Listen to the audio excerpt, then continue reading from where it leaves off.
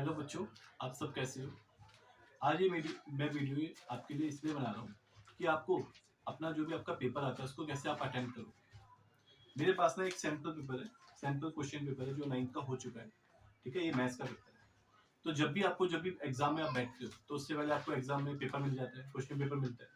तो question paper जब मिलता है, पेपर स्टार्ट होने से 15 मिनट पहले आपको क्वेश्चन पेपर को पढ़ने के लिए मिलता है। तो उसमें आपको मेन क्या करना है, आपको सबसे पहले उन 15 मिनट में जो भी आपके जो मल्टीपल चॉइस क्वेश्चंस आते हैं, जो 1 से लेके 20 तक जो एमसीक्यूज आते हैं, तो उन 15 मिनट में आपको कोशिश करनी है कि आपको इसको सॉल्व कर सको या उनको स्टडी कर सको। ठीक है, कोशिश करना कि आप इसको उन 15 मिनट में 20 क्वेश्चन को ट्राई कर सको कि उसमें ज्यादा से ज्यादा क्वेश्चन को कर सको। वो आपके 15 मिनट मिलते हैं, तो आपने इसको कर लिया। अगर आपने 15 मिनट में अगर आपने 20 क्वेश्चन कर लिए तो आपका टाइम बहुत ज्यादा बच जाता है।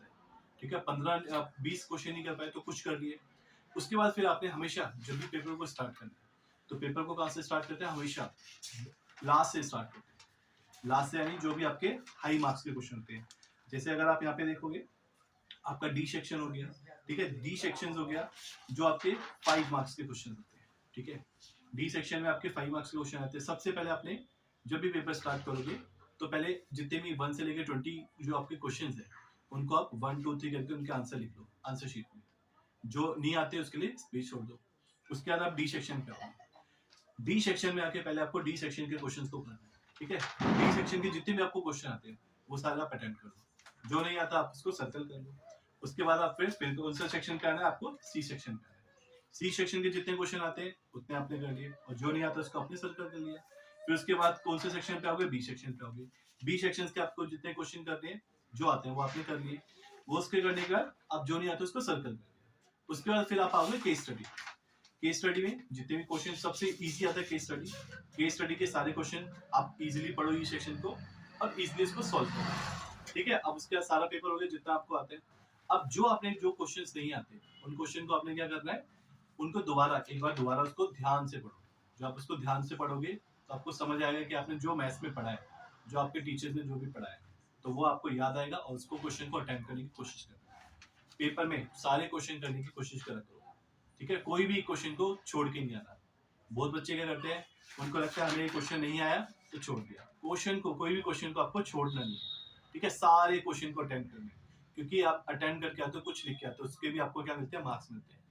ठीक है ना, ये उन बच्चों के लिए खासकर है जिनको लगता है हमारे लिए मैथ्स बहुत डिफिकल्ट है, हम फेल हो जाएंगे, हमारी कंपार्टमेंट आएगी। अगर वो ऐसा करते हैं, इस तरीके से करते हैं, यानी कोई भी क्वेश्चन को नहीं छोड़ कर आते और पीछे से यानी डी सेक्शन से स्टार्ट करते हैं। पहले बड़े क्वेश्चन करेंगे, फिर धीरे धीरे छोटे, फिर डी सेक्शन, फिर कौन सा सी सेक्शन, फिर बी सेक्शन, फिर कौन सा आएगा केस स्टडी बेस। उसके बाद सारा क्वेश्चन पेपर आपको एक बार में आप कर लोगे। कोई भी क्वेश्चन को नहीं छोड़ना।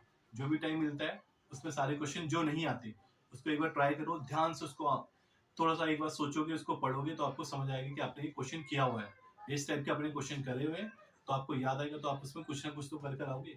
क्वेश्चन को बिल्कुल भी एक भी क्वेश्चन को खाली नहीं छोड़ना।